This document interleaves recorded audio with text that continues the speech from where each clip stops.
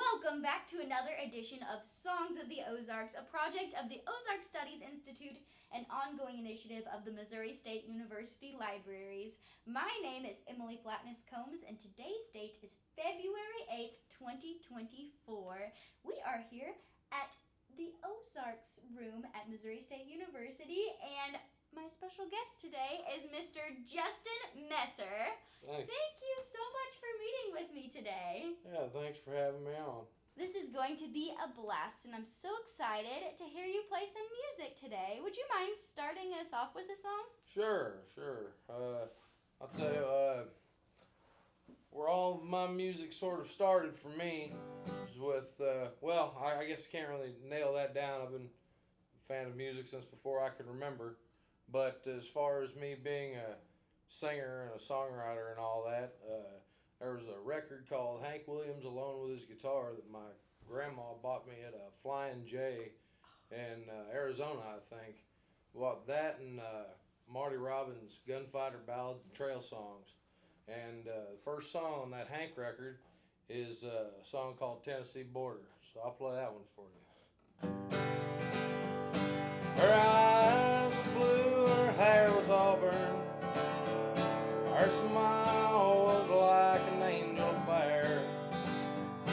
She was her daddy's only daughter on the Tennessee border. One night I took a ride just across the line. I picked her up in a pickup truck and she broke this heart of mine. Her mama said no, she's my only daughter, but we ain't got married on the Tennessee border. The roses were blooming there on the border, the moon was shining there. Her personality made me want her on the Tennessee border. One night I took a ride just across the line. I picked her up in a pickup truck and she broke this heart of mine. Her mama said no, she's my only daughter, but we ain't got married on Tennessee border.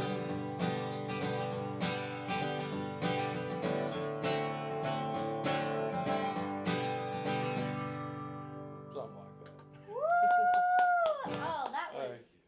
That's What a perfect. great way to start. Country singer's been singing about trucks for a long time now. Yes! And that was so country. Who are your greatest influences? Hank Williams for sure. Hank Senior? Williams is senior. He's been my idol really since I was about 8-9 years old. You can so tell it in your singing. Well, excellent. That's good. I spent the first many years of my life as a singer trying to sound like Hank Williams.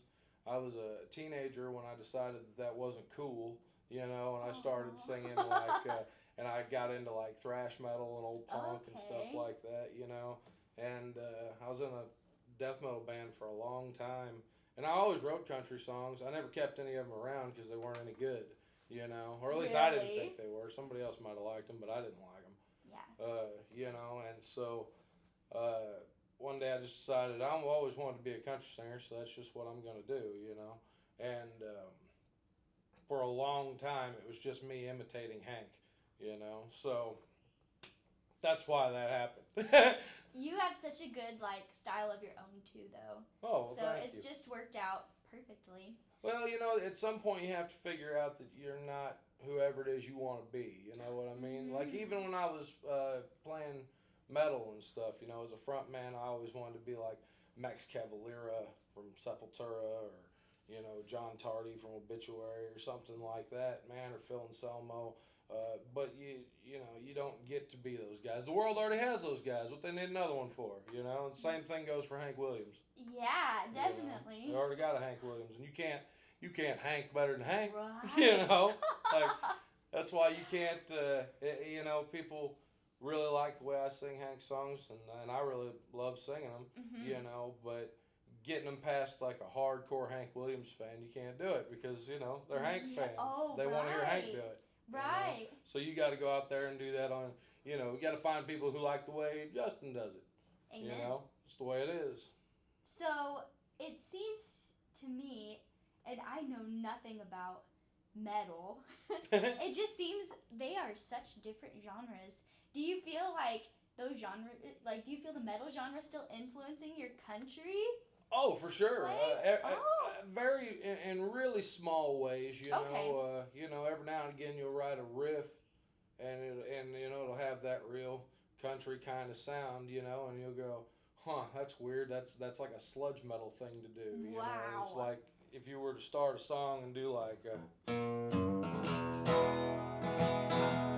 if you were to start off on like that right there, if you slow that down, you end up with. And you get into like Black Sabbath territory really quick. It's just stuff like that. And it sounds so country. Yeah. Well, I mean, it's because of the way you play it. Right. If when Black Sabbath plays it, they don't go. It's not upbeat like that. But that interval, that to there, has a real dark, heavy sound on its own. Wow, that's so interesting. Yeah. Are there any other ways, like? What about like vocally? No, not really. Okay. There is a couple of really just one thing that I can think of because vocally in metal, you're singing from your stomach totally, and that's still where you breathe from all the time when you're singing, Right. But you sing from a whole different part of your voice, Yeah. and. But the one thing that really, when I try to control a note, it doesn't ever work. I can't like sing and be like keeping myself to an idea. You have to like just totally let it hang out. And in death metal, that's easy because you're playing so fast and you're sweating and you're screaming. It's really easy not to hold back because you're doing so much. Yeah. But with country music, you're trying to play something danceable. You're playing something with a melody, so there's a certain amount of restraint that it takes to do it. But still, when you're singing, you have to allow yourself to be like full volume. You just have to be there for every word. Yes. And people are hanging on your every word. well, good deal. Yeah. But that's also not necessarily true. Like that's true for me. But you take another huge influence of mine, Townes Van Zandt, and there's a lot of I love Townes, man, and there's a lot of stuff that Townes did where he's barely talking. You know what I mean? He's just sort of mumbling his way, especially his live stuff. There's some awful live recordings of Townes. Really? Terrible of him just being like totally wasted and like mumbling his way through songs. Because his songs are like that. You know, I do. Snowing on Raton, and it's kind of like that. I can do Snowing on Raton for you. That would be great. Yeah, I can do Snowing on Raton for you. Get my old trusty thumb pick out here. So sometimes you think some songs don't need words. People don't need to understand the words to. For sure, that was something that Townes said actually. That one day he was going to be able to write a song so good, or he'd be able to write songs so well that even he didn't know what they meant, where they just sort of came to you from somewhere else. But then again, there's a lot of types of music that don't require vocals at all, I'm really into like old westerns and things, like Elmer Bernstein and like Dmitri Tiomkin, I think is how you say his last name. Those are the guys that did most of John Wayne's movies. Wow. And you take something like the theme song from the Comancheros or Big Jake or something like that, and you don't need words for it. You get this whole feeling from it, The main title theme to the Comancheros is sort of like, from the first note, like, it's okay, the hero is here to save things, because that's John Wayne's character. So yeah, there is definitely there are ways to do music where vocals are not really necessary. A lot of what Pink Floyd did, they probably could have got away with not singing because Wow. musically it does so many things, you know. Okay. So, yeah, they probably could have got by with it here and there, you know. Wow. So I suppose it's not always important. I'm just gonna do "Snowing on Raton." Sweet. Boy, I haven't sang this song in months, so we'll see how this goes.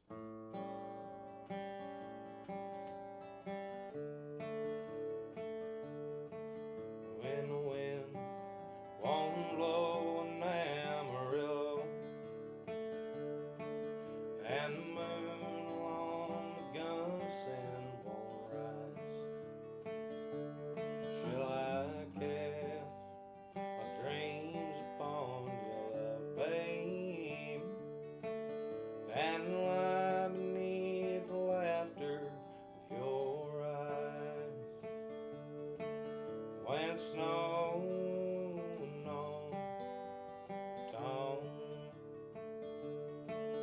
Come morning, I'll be through them hills and gone.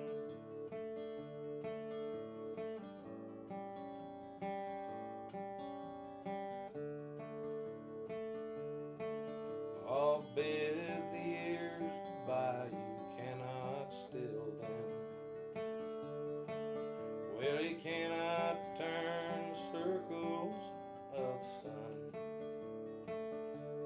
Well, you cannot count the miles until you feel them, and you cannot hold a lover that is gone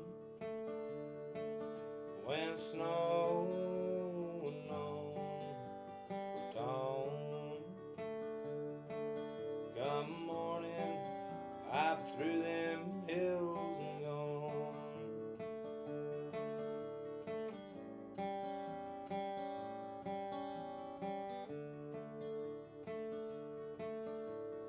Mother thinks the road is long and lonely. Little brother thinks the road is straight and fine. Well, little darling thinks the road is soft and lovely, and I'm thankful that old road's a friend of mine. When it snows on Raton, come morning, I'll be through them hills and gone.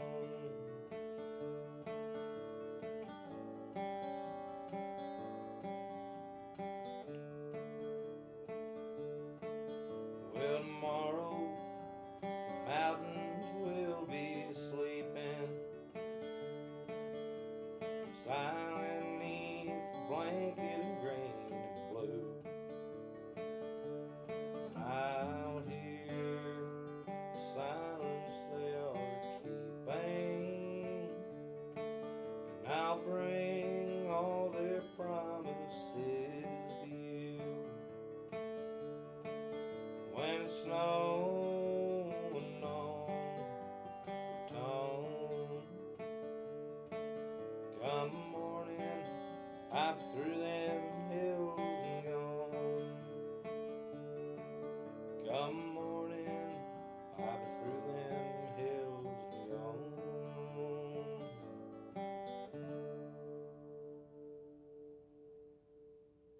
Sweet. What a great song. I love that song. I usually dedicate that to old Rory Joyce whenever I play it, because he really liked the way I played it, and Rory's like one of the first guys around here to ever help me out, you know. Really? Yeah. Well, let's talk about your history a little bit. Did you grow up here in the Ozarks? Yeah, I moved to Stockton, Missouri right around the time I turned 13. I don't know if it was just before or just Okay. after. I'm from San Bernardino, California. originally. Really? Colton, actually. I Okay. was born in Riverside Community Hospital and raised in Colton, California in the Inland Empire. And we moved to Stockton, Missouri my grandparents and I, when I was right about 13 years old. And we went from living in Colton, which is, a city, to our nearest neighbor being a mile away, you know. Wow. So, but that was what we were going for anyway, you know. So my whole time as a kid in California, like that was the plan, you know. We were gonna go start raising cows and things, you know, like Grandpa used to do when he was a kid. Okay. And that's sort of what we were working to get back to, and we spent all our weekends either up in Fresno on my Uncle Wayne's ranch, up in the mountains, and outside of Sanger, California, or my Uncle Levon moved to Death Valley back in Wow. 1957. Wow. Yeah, he moved there when he was just a kid, man, and decided I like it here, and stayed there Wow. until he died just maybe a decade or so ago. Really like Death Valley, and I grew up out there. I love that place too. So I mean, Wow. just between the deserts and the mountains, you know, out there, and working cows with my family a little bit, you know, and that's just always what it was gonna be. And then whenever we moved out to Missouri, you know, that's just what it was for a long time, you know, and. You know, just coming into the cattle business is not necessarily easy. You know, I mean, it takes money to do. So we never really did much. Grandpa had like a little hobby farm, and you know that didn't really last. We only had 20 head of cows or something like that. Yeah. And eventually we sold them all off, and it was just like having a really big yard. Yeah. You know? And so I really ended up. I guess finding myself as a kid, you know, because when you move to Stockton from San Bernardino, California, there's this huge culture shock that happens. Not just for you, but for everybody in the age group that knows you. You know, your whole class has to adjust to this new kid who's like totally different, you know. In the tiny town of Stockton. Yeah, and it wasn't necessarily easy on any of us, you know, so I ended up just sort of finding myself hanging out in the woods and hanging out at rivers and, you know, going down to the lake and, you know, just that's where I really spent most of my life, was hanging out, you know, around bridges and just, you know, at water, mostly water, you know. Yeah. Like, it's just, I think it might just be like an Ozarks kid thing, you know, like you go to the lake, you go to the river, like, you know, like your buddy calls you and they're like, where you at, man? You're like, oh, I'm down at Kaplinger, you know, like watching the water go by. Watching the water go by. That sounds like a good song. Yeah, it's not, yeah. It'd be a good one. Go ahead. So, write it if you want to. we'll see who can write that first. There you go. So,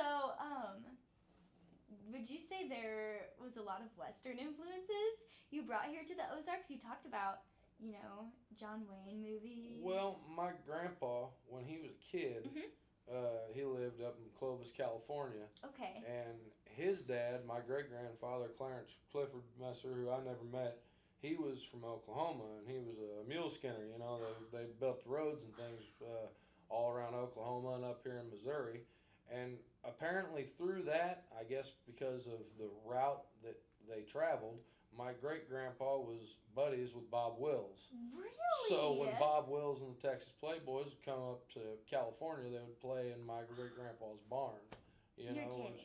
That's what I was reading. I mean, my grandpa might have been, you know, he might have been pulling my leg, but I don't think so, man. I don't think so. That's so awesome. You know, and, you know, and I was the only kid in all of Colton, like in boots and a hat and like roping the trailer hitches and things, you know what I mean? Like, so I was, because I was raised by all these old cowboys, I just happened to be in a weird area, you know, because I lived down in the city. But, and then when I moved here, I really thought I was going to find my place in it, and that's not the way that worked out at all. No, did not find many people that I could associate with. There was such a divide between, you know, our experiences. Yes. And so, you know, and me being an introvert and sort of a loner anyway, it just sort of naturally happened that, like, I hung out by myself and I worked on songs. Yeah. You know, like, and I was doing that in California anyway, you know. When I was probably 6 or 7 years old, my, you know, there was this old Viking acoustic guitar, you know, that my grandparents had bought at a yard sale or something back in the 70s. Wow. and nobody ever played it, So I just started beating on it one day and just kind of never stopped. And that's a really good thing because I don't think I've had the discipline as a teenager or an adult to learn an instrument. Yeah. Only in the last decade or so since I really forced myself to be like, well, I didn't really force myself, but just kind of really wanted to be good at playing country music. Yeah. This is the first time that I think I've ever really made myself be good at something. You know what I mean? Like Yeah, focus I on it and completely practice all day. identify with that. Yeah, I was a pretty reckless kid, man. Like, I got arrested at 17. They kicked me out of school, and and I did a lot of drugs and things for a long time, and that's just kind of was like the world that I was in. Yeah. And musically too, like you have a real hard time getting out whenever all you do is play music with the druggies. Right. So I mean that's what I did for a long time, but I met my wife when we've been together almost 14 years, and so I met her and we have two boys, so and being a dad changes you. Yeah. I've got a 12 and a 13-year-old, and having kids is nothing like what people think it's like. Yeah. You can imagine that having kids is going to be some way, but you're wrong. And, no matter what, you're wrong. Yeah, because you have no idea what's coming. Because that kid is Wow. going to be born with their own spectrum of emotions and their own thoughts and just their own little personalities. Wow. There's something like 3,000 character traits that are in a child from the time they're born. And so you're going to have to adjust to all that. And so it's a process. Yeah. Do your boys love country music? They do. I think they only like country music because I like it a lot of the time. I tell them you don't have to listen to this stuff just because I do. You can listen whatever you want, man. Oh, they sound so sweet. Oh man, they're good kids, man. They're little Beavis and Butthead type children. Like they just beat each other up and say awful things to each other all day. Which is fine, man. They're at that age, and that's all cool. But they're good kids. They're smart, and they're not. They have a good home, and you can tell. You know what I mean? You can tell that they're happy, well-loved children. And that's a big deal. Especially I didn't know my dad growing up. I didn't meet my dad till I was 10 years old. Wow.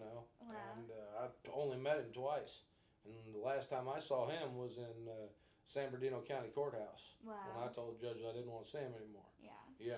So it was like, so for my kids to not have that, for my kids to like be happy, well-adjusted children is a big deal to me. Yeah. Yeah. Speaking of children, how old were you when you started playing instruments at all? You said 6 or 7? I was probably 6 or 7 when I started like beating on it.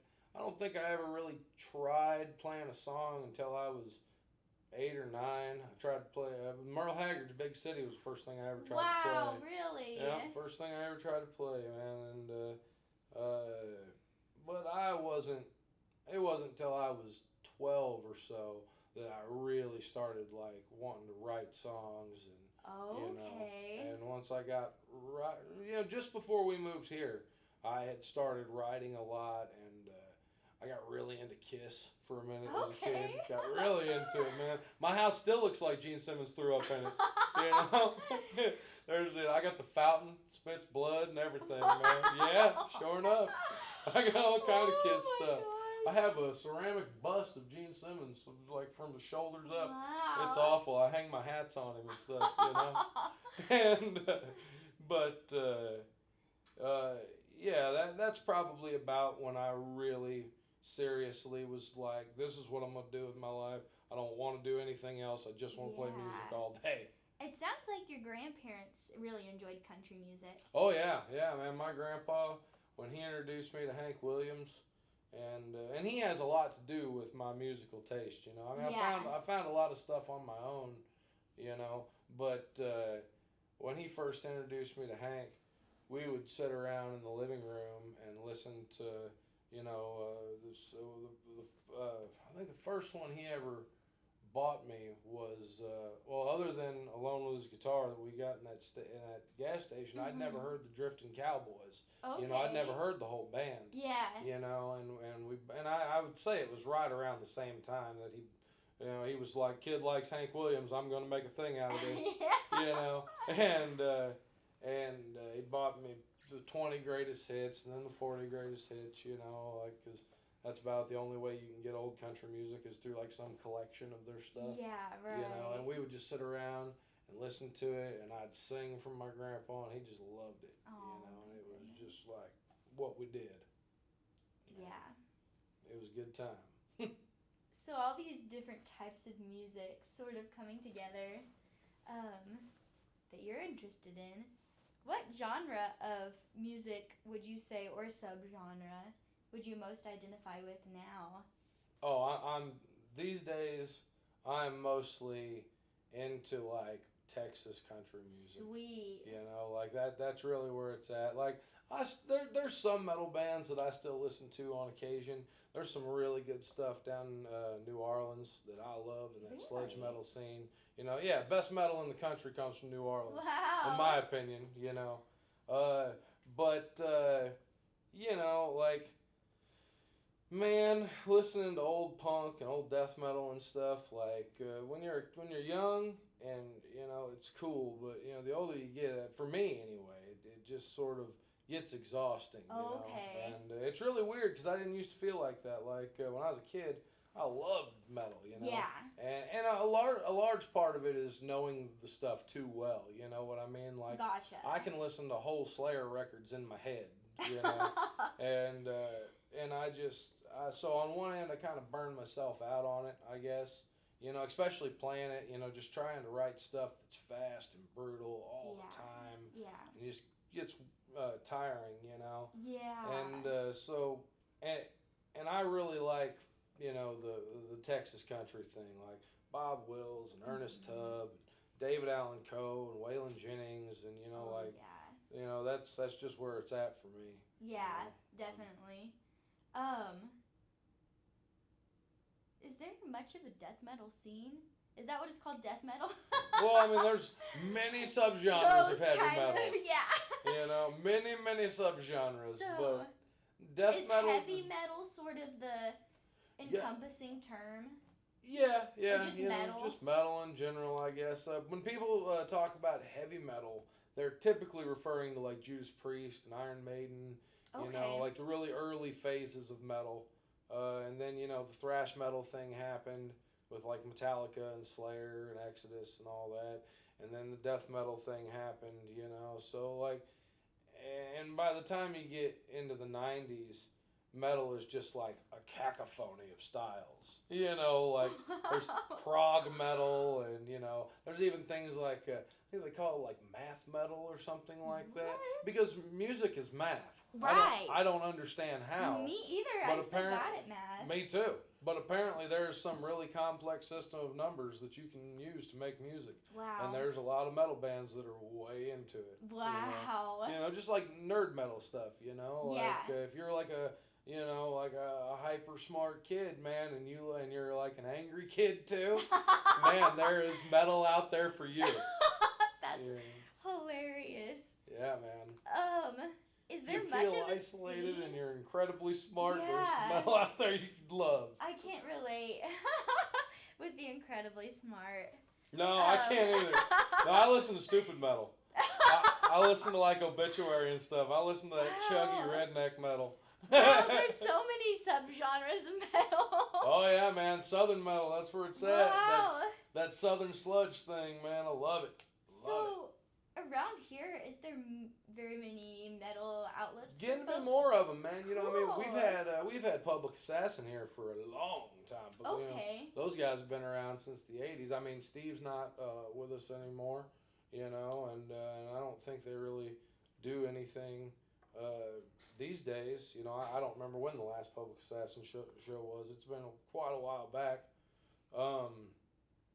But no, I've noticed there are more metal bands popping up in this area, and I'm really happy about it because they're Yeah. all the type of metal bands that are really into that Southern sludge thing. That's That so thing that I've been cool. into for so long is starting to get popular in this town, which is, strange. Like, I used to be like the only person in Springfield who knew who I Hate God was. Wow. Yeah.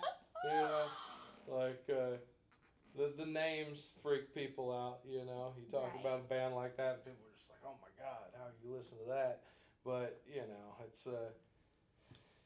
it's a whole thing. You just have to understand. Yeah. There's a lot to it. Yeah. It's doesn't matter. Doesn't matter. Speaking of, while we're kind of on the topic of Texas country still, would you mind playing a song that sort of encompasses that genre? Yeah. Sweet. Let's see. David Allan Coe, to me, is sort of the guy that, really took the Bob Wills,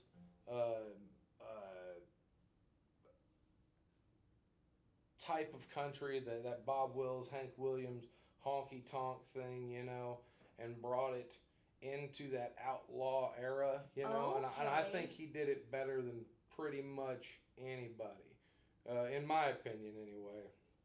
Those early '70s records, the Mysterious Rhinestone Cowboy, Okay. and Long-Haired Redneck, and Texas Moon, all that stuff, man. Like they're some of the greatest country records ever written, with Pete Drake playing steel on them, See here, this is off of Long-Haired Redneck. Cool. I can't see nothing but spotlight. Spotlight see nothing but me. All of my music is lonely. All of my heartaches were free. Don't waste your time nor your flash bulbs. Too many heroes are dead. You like to live in the city. I like to live in my head. Somebody shoot out that spotlight. Spotlights ain't nothing but jive. Roll me a smoke, give me some coke, treat me like I am alive. Forgot about that line. Tell all the ladies I'm single. Tell Lone Star Beer that I'm dry. Everyone's lying by living. Everyone's living a lie. I spend my night times and mornings. I spend my mornings alone. You spend your money, see me tonight. I spend all of mine getting stoned. Now that we're both kind of busted, doesn't it seem kind of strange? I'll leave here knowing we're two of a kind, and you'll leave here knowing my name. Somebody shoot out that spotlight. Spotlights ain't nothing but jive. Roll me a smoke, give me some coke, treat me like I am alive. Tell all the ladies I'm single. Tell Lone Star Beer that I'm dry. Everyone's lying by living. Everyone's living a lie. Oh, everyone's lying by living. And I'm tired of living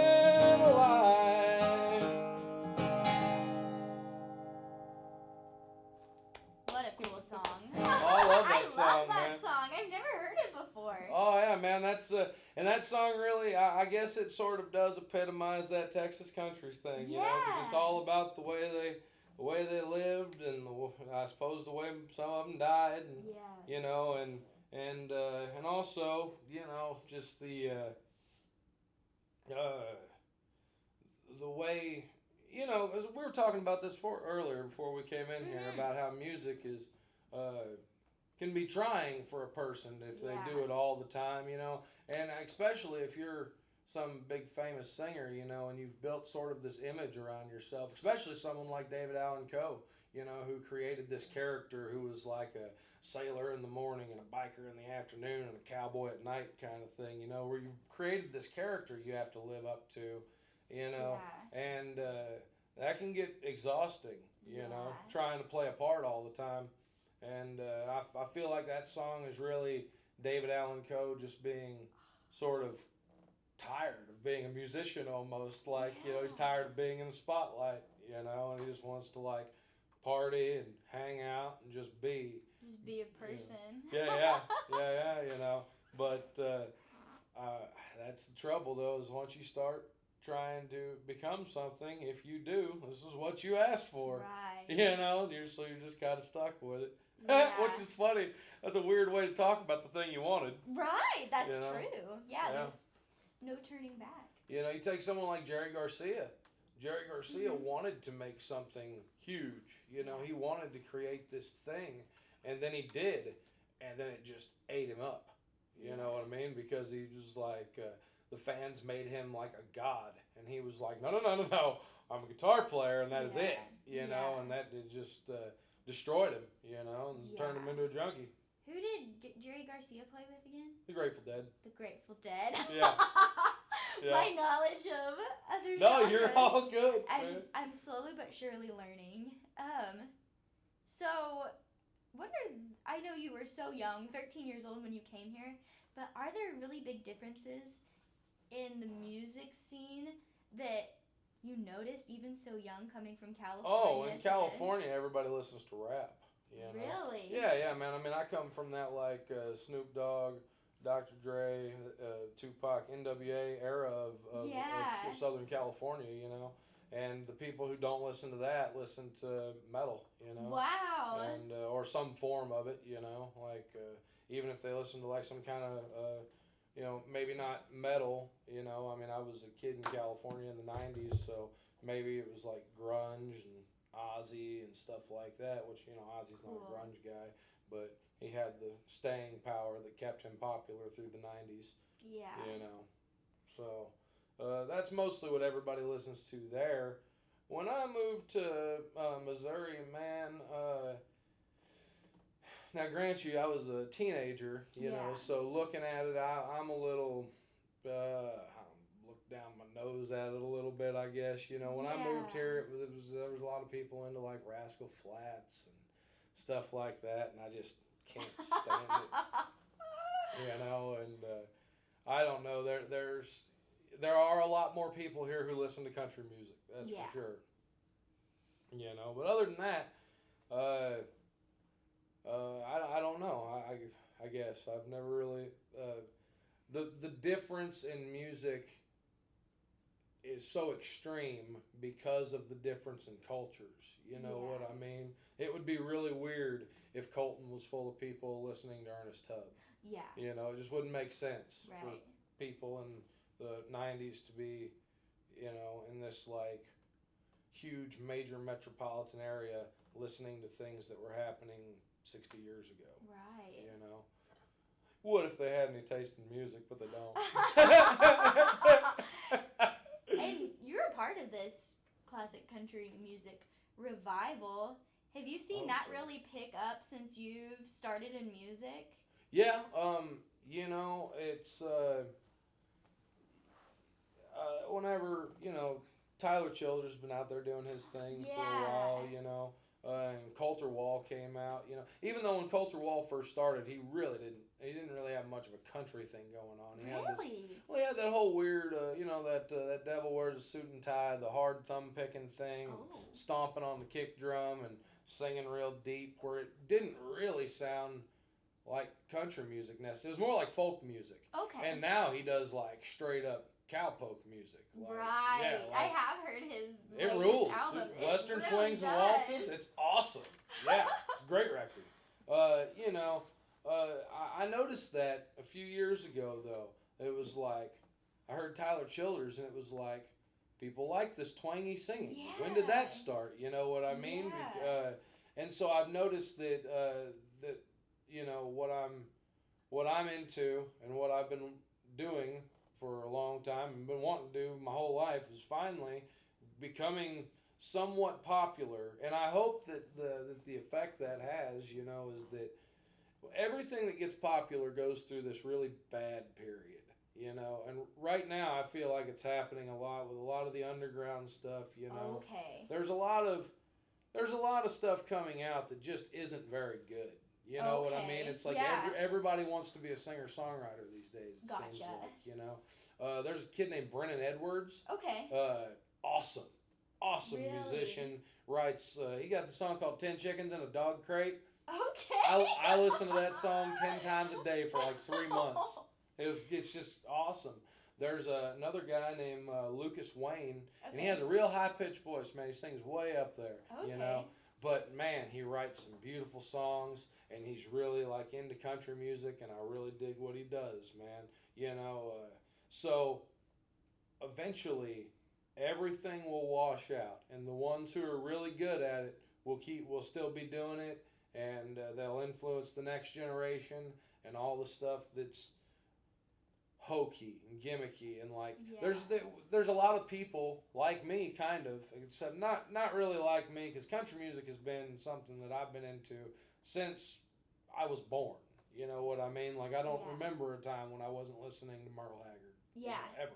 Right. And so what's happened since the folk thing is sort of picked back up, and the singer-songwriter thing is becoming more popular, is there's a lot of kids who are like punk kids and metalhead kids, you know, who all of a sudden want to be country singers, and they like cling to this image, and they start dressing like your grandpa would have or something, you know, where they got like a white hat and you know, they got with like the bill with the rope around it and everything, and it's like, you know, they're just really latching on to an image of something they're not, you know what I mean? So everything now that it's becoming popular, it's gonna go through a phase where a lot of posers show up, man. You know, I'm really into Hank 3, man. Hank 3rd. He's got some great stuff. Love it. But, you know, it hit a point where, see, I started going to Hank 3 shows when I was a kid. I think I saw him the first time when I was 14. That's awesome. You know? Yeah, man. And I was like, whenever he was doing the Jekyll and Hyde tours, it was just so good, man. I loved it so much. I still love it. And it started gaining in popularity, you know, and he left Curb Records and went and did his own thing and sort of made a name for himself. And then all these people started showing up that were like trying to act like us. You know what I mean? Like, you know, because like I said, like, I'm a country kid, you know, I guess, you know, even though I'm from California. So I spent like my whole teenage life like listening to Obituary and Buck and Hay and stuff. You know? And Hank shows used to be full of people like that. And it was so cool. It was like David Allan Coe shows would have been a long time ago, where the cowboys show up and the punks show up and the metalheads show up and the bikers show up and everybody's here, you know, and those were the best times I've ever had in my life, man. Like, you know, there were times where like, you know, where even if like a fight broke out or something between like the cowboys and the punks or something like that, at the end of it, like, we were all hugging and drinking together and, you know, just having a ball. And when the people showed up who were obviously trying to, like, when they started dressing like us, like, intentionally, you know, it lost so much of the momentum it had, man. It made me sad as like a fan of it, you know, which is really lame of me, because that's the same thing that happened with like Metallica, you know, where they were like a little nothing band, and then all of a sudden Ozzy took him out on tour, and then they made a video, and some kid came up and spit in James Hetfield's face and was like, "You're a traitor. You sold out. You made a video." So it's like you're getting too big for your fans to be into you anymore. But I mean, like, I just feel like it's different just because, like, I was into it whenever it was, like, first happening. Yeah, like, that totally. was my thing, you know. Uh-huh. And Hank still makes cool music. He just doesn't put any of it out. Really? Well, you know, life changed for that dude, man. Yeah. Like, you know, he found out he had a son and everything. And, like, I don't know what all happened in dude's world because I don't know him like that. But, you know, but things changed for him, man. And, and he's, like I said, he still does awesome music. He just doesn't ever put it out, and he doesn't tour anymore. And, you know, so I don't know what happened. I feel like the way the crowd changed made it not fun anymore. Really? Because that's what it did to me. Really? Yeah, man. Just like it just got weird. You know, like just people were trying to push that country punk image together so hard that it was like unnatural. Yeah. You know, and it was like, oh, you're all just posing. You know, you're all just trying to be something. Yeah. You know? Right. But that's all right. Everybody goes through phases. Everybody goes through stuff. Yeah. Everybody changes. So, I have got a question about Stockton. The experiences I have with music in Stockton, which how long did you live there? Till I was 24, I think. Okay, so over 10 years. Yeah. It seems like there's a lot of bluegrass in Stockton. There is. There's a music shop up there, and that's what they do. Is just like a bunch of bluegrass picking stuff. You know, those guys get together, and I think that's really about the only music in town. Really? You know? Yeah, I mean, we used to have the Lake, which was like a country radio station. Yeah, I loved the Lake. Me too, and then it went away. That was such a tragedy. It 107.7. Yeah, I used to listen to it all the time. Yes. Man. You know, yeah. That's, was a huge part of my life right up until it went away. There used to be a station down in Branson, and I can't even remember what it was called. It was a long time ago. This has been 15 years ago, probably. And it was like a 93 point something. I don't remember, like 93.9 or 92.9, something like that. And it was like a classic country station. And then one day, in the middle of our lunch break, they just started rapping. And it was like, this song came on, and it was like, what is this? And then the very next thing was them talking about how they were rebranding the station. Oh. And it was like, well, that was sudden. You know? What a switch. Yeah. So, would you say bluegrass had much of an influence on you? I'm not really a bluegrass guy. Okay. It's funny being a metal guy. It's just too fast. And there's too many strings happening. Yeah, you know? totally. There's not a lot of groove in bluegrass. Gotcha. Like, you know, I've always said like that I like bluegrass if it's slow enough. You know? Because you take a song like... I love that perspective, yeah. Yeah, man. You take a song like Lord, I Hope This Day Is Good, you know? If you took bluegrass and just slowed it way down, that's where you'd end up. Yeah. You know, mandolins and banjos just Very kicking true. back. Yeah. Well, when did you end up moving to Springfield? Was that whenever you were in your 20s? Yeah, I moved here. Grandpa died when I was 21. Oh, man. And it was like, I don't know, 3-4 years later that we ended up leaving and moving to Springfield. You know, there was a lot of factors behind that. For one, I worked the only job in town. You know what I mean? Like, I worked at Superior Gearbox. Wow. And it's like, if you work here, this is the only real job in this town. I mean, you can work at Hammond's, but it's seasonal. Okay. You know, and you can go work down at Woods if you want to work at the grocery store. But the only thing that's like, you know, that's really going to make you be able to support a family and everything, you know, got to get a factory job or something. Yeah. And it's the only game in town. So it's sort of like wherever you end up in that place, you know, if you're fine with it, that's okay, but you'll be stuck right there forever. Yeah. You know, and I wasn't interested in that. And I wasn't interested in my kids going to school in Stockton. Mm-hmm. I had such a hard time in the school system in Stockton. I mean, I've had a hard time with the school systems, period. Mm-hmm. You know, ever since I was a little kid. But the school in Stockton, you know, my history textbook was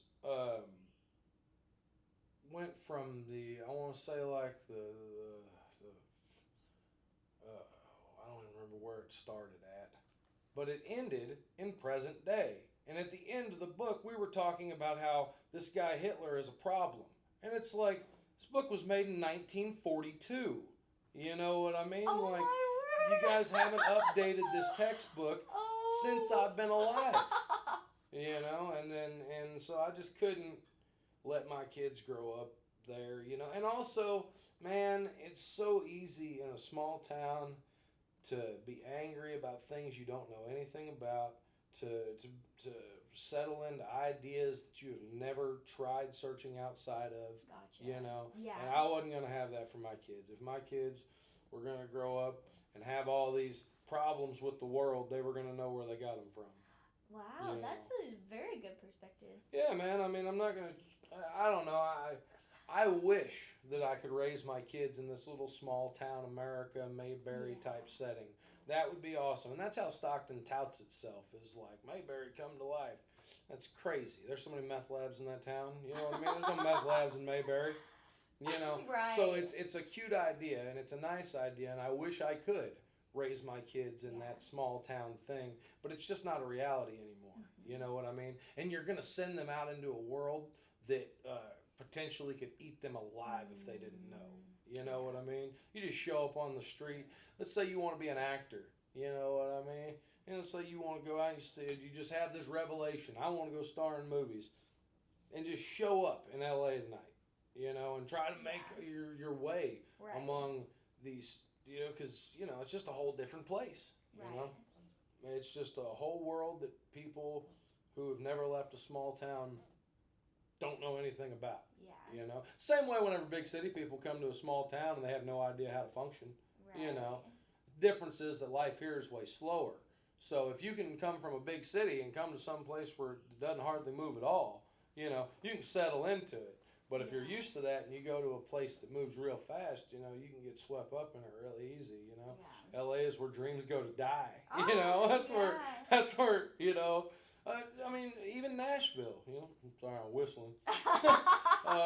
You go to Nashville, and Nashville is like the country music Hollywood, you know. Oh, And you yeah. go down to the strip in Nashville, and you know, and you'll find crackheads who had a dream of being a country singer when they got to town, you know. And I don't know exactly how that happens. Hope I don't find out. Me too. You know? But I hope none of us find that out. yeah, wouldn't that be awful? 20 years from now, sitting there going, "What happened, man?" Which you're Happens playing, every day. Yeah. Which you're playing music full time now. Yeah, I mean, yeah, it's full time. We don't, I don't play nearly as much as I'd like to be. So if you have any use for a solo singer or a band, either one, get a hold of me. Amen. Yeah, holler at me. We are looking to gig. And I got a band together now, so it's not just me out on stage anymore. Sweet. You know. And it's the Justin Messer band? Nope, we are called the Wayward Sons of Podunk County. Oh, cool. Yeah. That's a great name. I love it, How'd man. you come up with that? Well, I don't know. It was just sort of something that crossed my mind. You know, I didn't want to do. Country music has always been this guy, and then there's the band. You know, Yeah. like unless you're really into George Strait, you have no idea that his band is the Ace in the Hole band. Right. You know I what I had mean? no idea. See, and you probably really dig George. Yeah. Yeah, the Ace in the Hole band. Ace in the whole band. Same band that's been backing him up since 1977, I think. Wow, Yeah, they've wow. been the same members, which is wild, you That know. is crazy. Yeah, since 77. I mean, until the drummer died a couple of years ago. Mm. But they, you know, no, I forgot what we were saying. Something about George Strait. And I didn't Yeah. want to, I didn't want to do the Justin Messer and these guys thing. Yeah. Like, I thought it'd be way cooler just to have, like, one moniker, you know. And the Wayward Sons of Podunk County just kind of came to me because, you know, it just means, like, a bunch of hard-to-control country kids. Sweet. And that's, you know, and that's what, you know, that's what it is. You know, that's what country music's supposed to be. It's just supposed to be about, like, people who, or at least the kind of country music I like, has always been made by people who just kind of did as they wanted. You know, they just, Yeah. you know, and didn't really care whether people were okay with it or not. You know Yeah. what I mean? And that's what makes us wayward. You know, Yeah. it's hard to control, man. You know, and Right. and we're all from, you know, small towns, really. I mean, I guess I'm really not. I'm kind of the guy from nowhere, you know, because I don't fit in California, you know what I mean? I go out to California, I don't feel at home there. I go down to Stockton, I don't feel at home there either, you know what I mean? So I kind of don't really have anywhere. And you know, and I've bounced around working. I used to work at a tree service that kept me down in Texas quite a bit, you know. Okay. But I don't really fit in down there either. I'll tell you one place I found that I really like, Oklahoma. Really? I love Oklahoma, man. I love partying there. I love the people there. So shout out to all my Oklahoma people. Y'all rule. Woohoo! You guys rule. Yeah, man. I love it down there, man. And you know, and I don't know. It's I guess that's how we came up with the name. Sweet. I don't know. Yeah, I I love the totally name. trailed off and forgot what I was talking about. No, that was perfect. Well, I think Excellent. that's all the questions I have. Do you have Excellent. anything else? Let me see. Guess I could play something of mine before That would we be peel out of great. here. Yeah, if you wouldn't mind playing a couple if you'd like to. Yeah, sure. Oh, let's see here. I'm gonna play. I'm gonna start you off with my favorite thing that I've written. I suppose probably my favorite thing.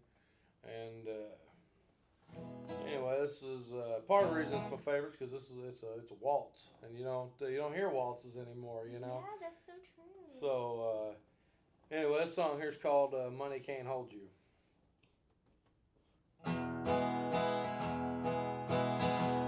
Whatever has got you in your lonely hour, well, me all that's there in your golden tower. I hope that you love him and will through your days, 'cause money can't hold you when lust melts away. No, money can't hold you when he turns away. No trips to the islands, no European holiday, when your heart can't find him and it all falls in tears. When his money can't hold you, I'll still be here.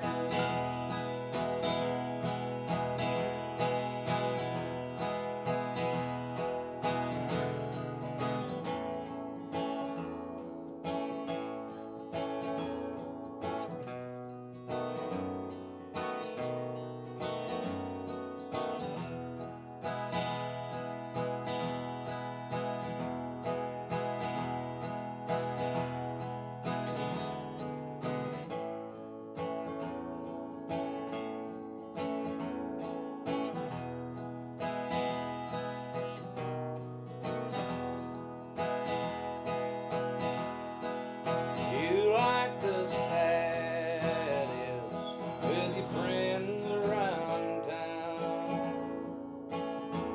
Often your friends won't be there when he lets you down. They'll laugh in their corners when you turn your back, 'cause for all you can see, you can't see all he lacks. 'Cause money can't hold you when he turns away. No trip to the islands, no European holiday,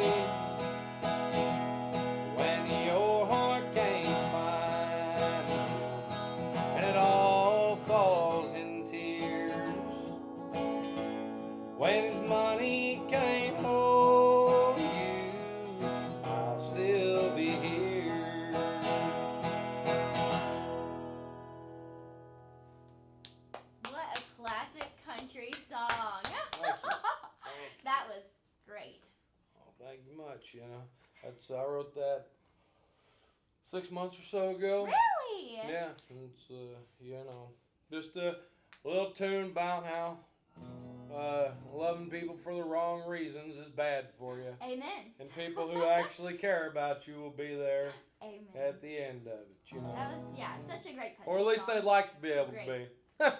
You know, Yeah. circumstances are what they are. Amen.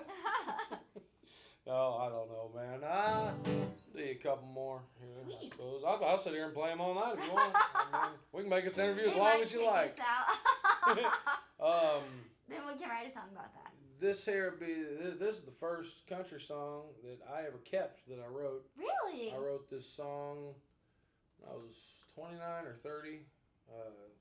Yeah, this is the first one that I ever was like, hey man, that's not half bad. And this is actually the fifth version of it because I've rewritten it so many times. Wow. You know, but Yeah. this is a song I wanted to write a prison song. You know, because I was Yeah. real on this Merle Haggard, Johnny Cash thing. Right. And you want to write something like, I guess I wanted to write something like Folsom Prison. You know, just wanted to do a prison song. Right. You know, you listen to Merle Haggard all day, you're gonna feel tempted to write about being a fugitive or something. Amen. It's just what it is, you know. And so this song here is a song about prison in Texas where they house the state execution chamber. It's Huntsville, Texas, and there's only there's only one reason to be in Huntsville, and it's that you're getting out. They're either going to bury you in the backyard or you're being released. That's the only. They send the guys who are being let out of the system through there so that they can see the guys on death row before they leave. Wow. Yeah, Texas That's is so scary. Texas is hardcore about it, man. And the backyard is called Joe Bird Hill, and that's where they bury everybody who's executed at Huntsville. Wow. And your job while you're in Huntsville is to tend the cemetery. You know, so you go out there and you work your piece of ground until they stick you in it. Yeah, that's what it is. That is scary. It's hardcore, man. A little psychological torture on the part of your government. But anyway, this song's called Huntsville.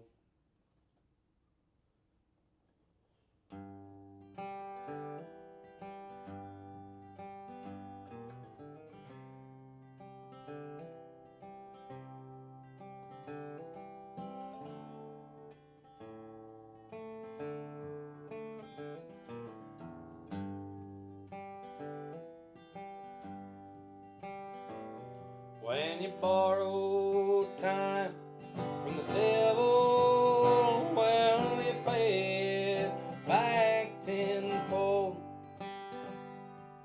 I spend my time staring at the wall, losing what's left of my soul.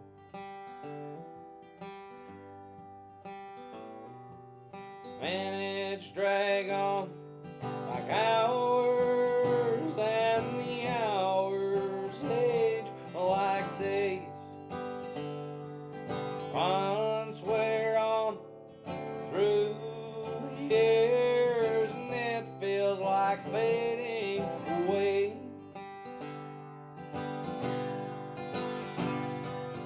Seasons change like faces and names, and peace is seldom found me living with the ghost here in Huntsville.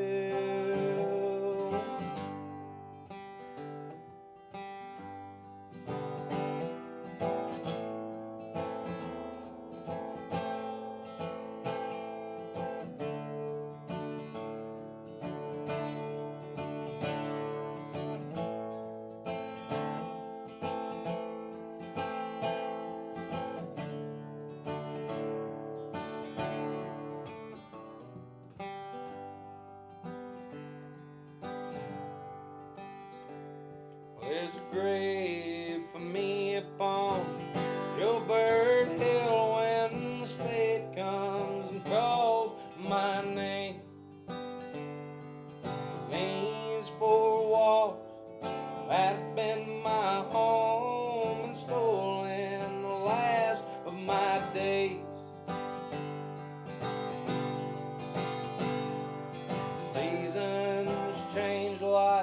faces, names, and beats seldom found me living with the ghost here in Huntsville.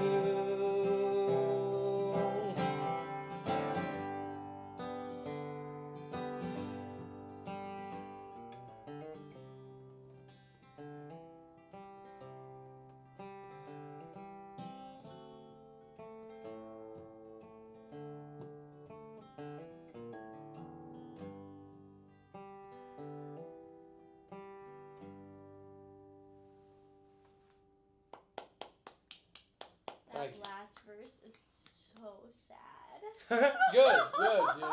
I mean, the song really, That- I've never been to prison, so I can't really sing from like Great. first. Yeah, it's a good thing. Yeah, I'm not complaining.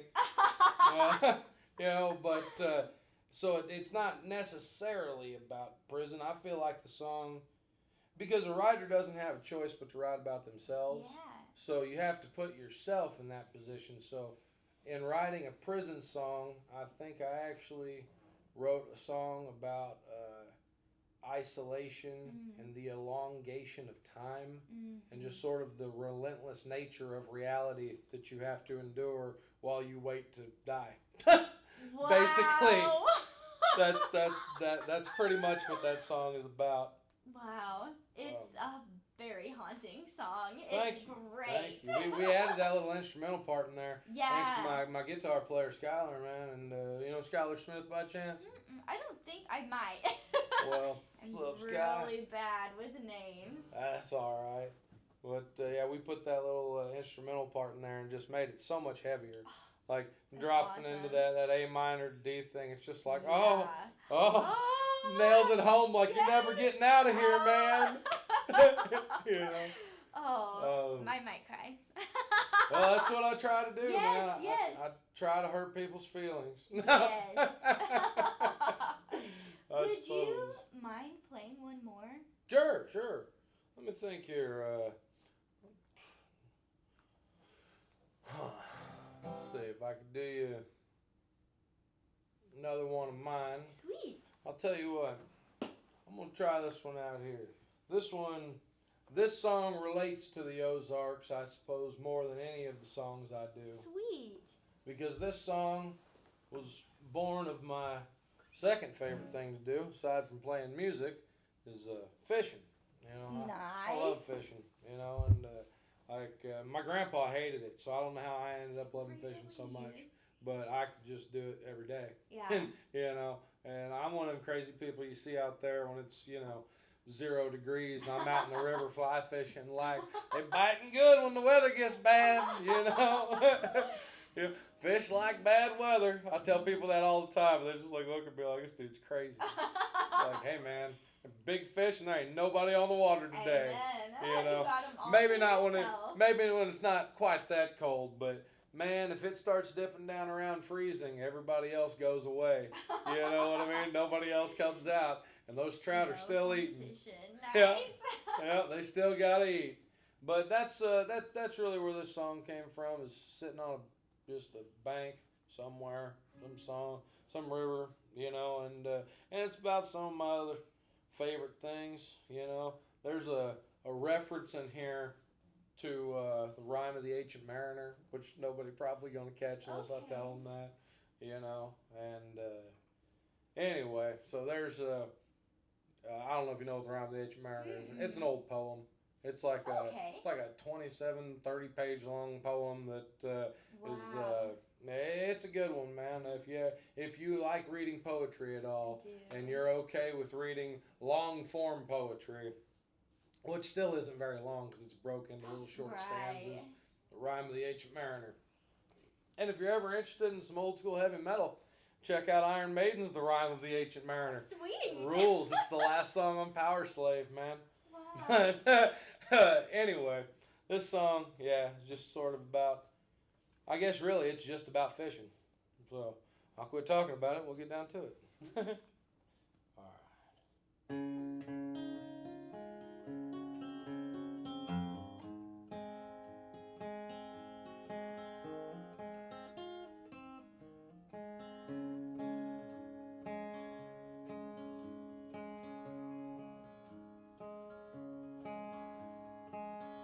back in the cove, stoned catfishing, reading my Dover's thrift edition. Trying to forget all that I'm missing. Ain't that the truth?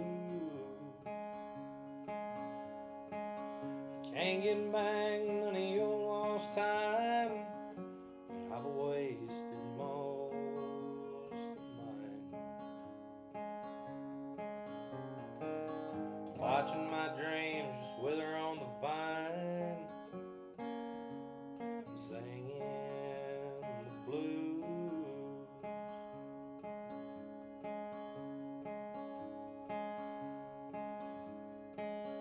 Thinking on another state, try to turn the wheels of fate. Out when nobody knows my name, someplace new. So when the morning is coming on, I'm gonna be long gone. Fall like an albatross and rise like a swan. That's what I plan to do. Fish on the line, scatters the waters and my mind. Then breaks away and makes the dive. Swims back to the school. Can't hold on to nothing long.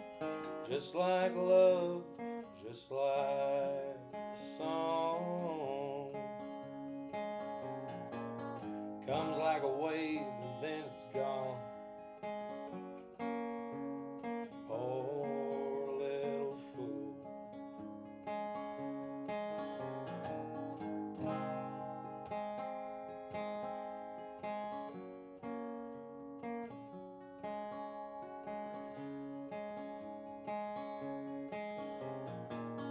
Fish on the line, scattered waters and my mind. Then breaks away and makes a dive. Swims back to school. Can't hold on to nothing long. Just like love, just like a song. Comes like a wave and then it's gone. You poor little fool.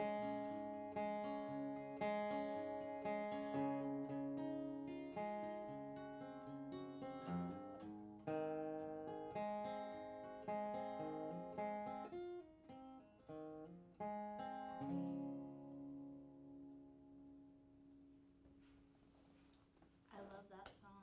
Thank you. I love that song. That's great. Thank you much.